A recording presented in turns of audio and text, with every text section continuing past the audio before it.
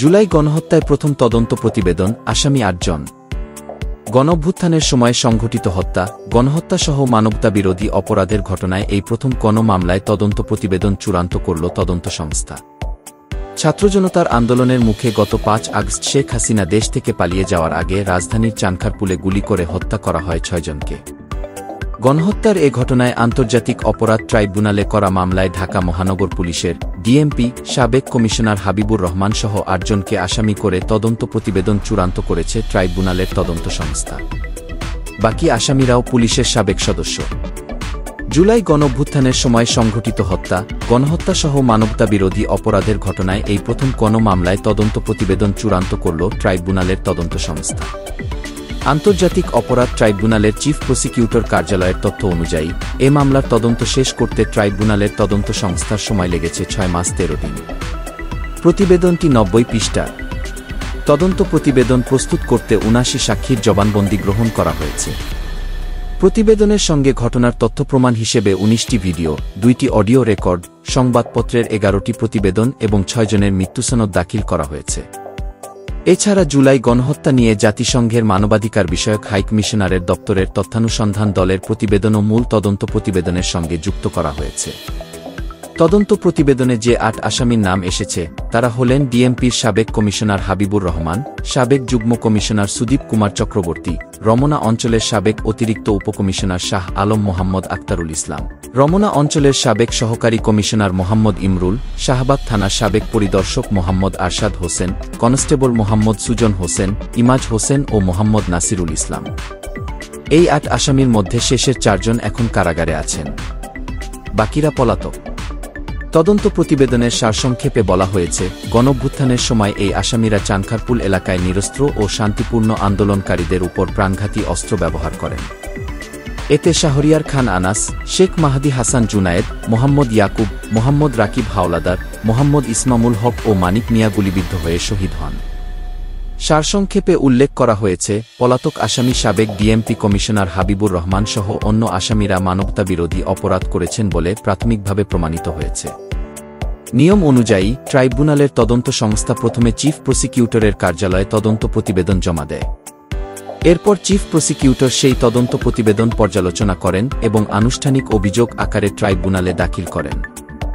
চানখারপুলে গণহত্যার ঘটনায় চিফ প্রসিকিউটরের কার্যালয়ে গত রোববার তদন্ত প্রতিবেদন জমা দেয় ট্রাইব্যুনালের তদন্ত সংস্থা। তবে বিষয়টি গতকাল সোমবার আনুষ্ঠানিকভাবে সাংবাদিকদের জানান চিফ প্রসিকিউটর মোহাম্মদ তাজুল ইসলাম। তিনি বলেন, এ তদন্ত প্রতিবেদনের ভিত্তিতে চিফ প্রসিকিউটরের কার্যালয় আনুষ্ঠানিক অভিযোগ তৈরি করে ট্রাইব্যুনালে দাখিল করবে। কয়েকদিনের মধ্যে ট্রাইব্যুনালে আনুষ্ঠানিক অভিযোগ দাখিল করা হবে। আনুষ্ঠানিক অভিযোগ দাখিলের পর আনুষ্ঠানিক বিচারের যাত্রা শুরু হয়ে যাবে। ট্রাইব্যুনালে ফরমাল চার্জ দাখিলের পর পলাতক আসামিদের হাজির হওয়ার জন্য পত্রিকায় বিজ্ঞাপন দেওয়া হবে বলে জানান চিফ প্রসিকিউটর। তিনি বলেন, আসামিদের হাজির হওয়ার জন্য ১৫ দিন সময় দেবেন ট্রাইব্যুনাল। ওই সময়ের মধ্যে হাজির না হলে তাদের জন্য রাষ্ট্রপক্ষ থেকে আসামিদের পক্ষে আইনজীবী নিয়োগ করা হবে এবং এই নিয়োগ করার মধ্য দিয়েই আনুষ্ঠানিক বিচারের যাত্রা শুরু হবে। তদন্ত প্রতিবেদনে ২টি অডিও যুক্ত করার বিষয়ে চিফ প্রসিকিউটর তাজুল ইসলাম বলেন, অডিও রেকর্ডের মধ্যে ক্ষমতাচ্যুত প্রধানমন্ত্রী শেখ হাসিনার কল রেকর্ড আছে। যে কল রেকর্ডের মাধ্যমে তিনি পুলিশকে মারণাস্ত্র ব্যবহার করে আন্দোলনকারীদের হত্যার নির্দেশ দিয়েছিলেন। চিফ প্রসিকিউটর বলেন, শেখ হাসিনা মারণাস্ত্র ব্যবহার করে আন্দোলনকারীদের হত্যা করার যে নির্দেশ দেন সেটার আলোকে ডিএমপির সাবেক কমিশনার হাবিবুর রহমান ওয়্যারলেস মেসেজে পুলিশ সদস্যদের চায়না রাইফেল দিয়ে আন্দোলনকারীদের হত্যা করার নির্দেশনা পৌঁছে দেন। এই অডিও রেকর্ডও পরীক্ষা করে প্রমাণ আকারে দাখিল করা হয়েছে।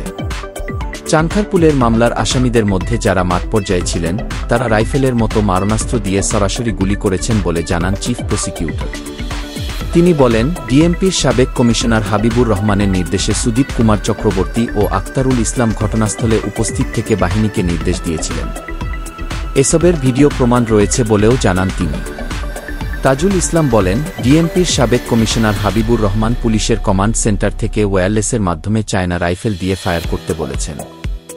এ নির্দেশনা প্রধানমন্ত্রীর কাছ থেকে এসেছে বলেও উল্লেখ করেছিলেন তিনি। এর মাধ্যমে কমান্ড রেসপন্সিবিলিটি প্রমাণিত হয়েছে। সাংবাদিকদের এক প্রশ্নের জবাবে চিফ প্রসিকিউটর তাজুল ইসলাম বলেন, জুলাই গণ অভ্যুত্থানের সময় সংঘটিত হত্যাসহ আওয়ামী লীগের বিগত বছর শাসনামলে গুমখুনসহ সব অপরাধের বর্ণনায় শেখ হাসিনার নাম আসবে। চানখারপুলে অপরাধের যে বর্ণনা, তার মধ্যেও শেখ হাসিনার নাম সম্পৃক্ত হবে। সুপিরিয়র রেসপন্সিবিলিটি আকারে তার নাম আসবে।